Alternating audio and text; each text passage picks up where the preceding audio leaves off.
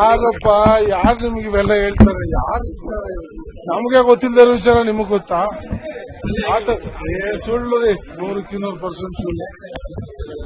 ಯಾರು ಈಗ ನಿಮ್ ಮೀಡಿಯಾದವ್ರಿಗೆ ಏನು ಸುದ್ದಿ ಇಲ್ಲದೆ ಹೋದ್ರೆ ಯಾರೋ ಒಬ್ರು ನಿಮ್ಮಲ್ಲೇ ಒಬ್ರು ಇಂಥದ್ದೊಂದು ಕ್ರಿಯೇಟ್ ಮಾಡಿ ಹಾಕ್ಬಿಡ್ತಾರೆ, ನೀವೆಲ್ಲ ಅದನ್ನೇ ಡಿಸ್ಪ್ಲೇ ಮಾಡ್ತೀರಿ.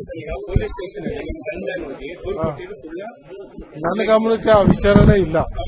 ನನ್ನೇನು ಮಾತಾಡಿದ ಯಾವ ತರ ಕಾಂಪ್ರಮೈಸು ಇಲ್ಲ, ಜಗಳನೂ ಇಲ್ಲ. ಫಸ್ಟ್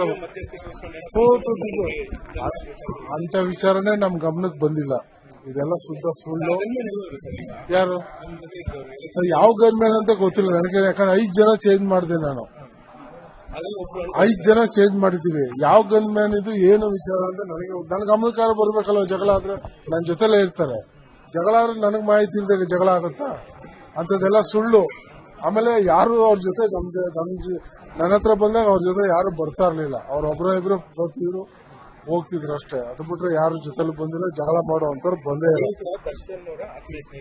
ಅದು ಈಗ ನಾವು ಸ್ನೇಹಿತರು, ತುಂಬಾ ವರ್ಷಗಳಿಂದ ಸ್ನೇಹಿತರೆ, ಅದರಲ್ಲೇನು ಬೇರೆ ಯೋಜನೆ ಮಾತಿಲ್ಲ. ಸೊ ಇದು ಏನಕ್ಕಾಯ್ತು, ಏನು ವಿಚಾರ ಅನ್ನೋದು ನಮಗೂ ಮಾಹಿತಿ ಇಲ್ಲ.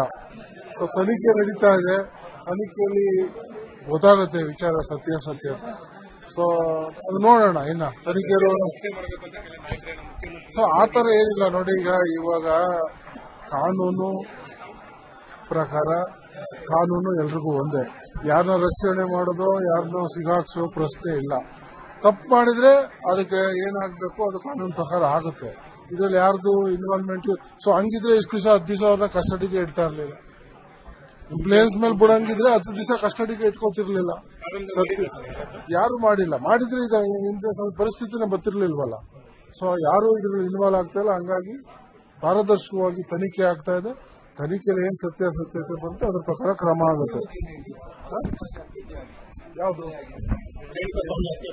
ಈಗ ಹತ್ಯೆ ಆಗಿರೋದು ಖಂಡನೆ, ಅದರಲ್ಲಿ ಎರಡನೇ ಮಾತಿಲ್ಲ. ಯಾರೇ ಹತ್ಯೆ ಮಾಡಿದ್ರು ಅದು ತಪ್ಪು, ಇಂಥದ್ದು ಆಗಬಾರದು.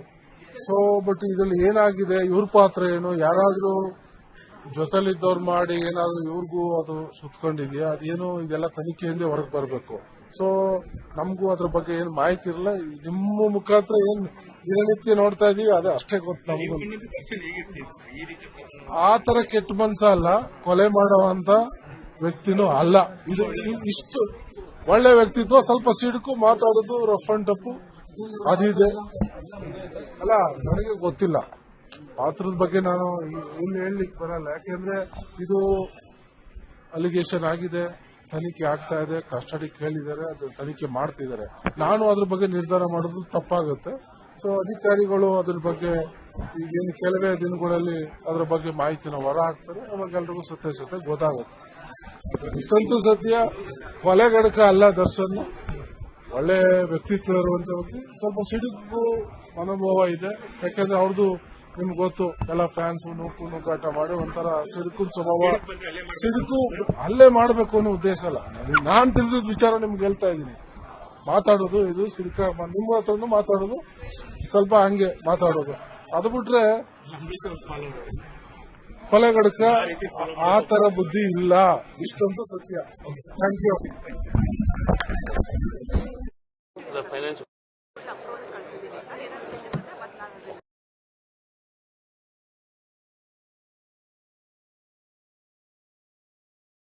ಬೆಂಗಳೂರಿನಿಂದ ಮಂಗಳೂರುವರೆಗೆ, ಬೀದರ್ನಿಂದ ಚಾಮರಾಜನಗರದವರೆಗೆ ನಿಮ್ಮ ಸುದ್ದಿ ನಿಮ್ಮದೇ ಭಾಷೆಯಲ್ಲಿ. ಕರ್ನಾಟಕ ತಕ್.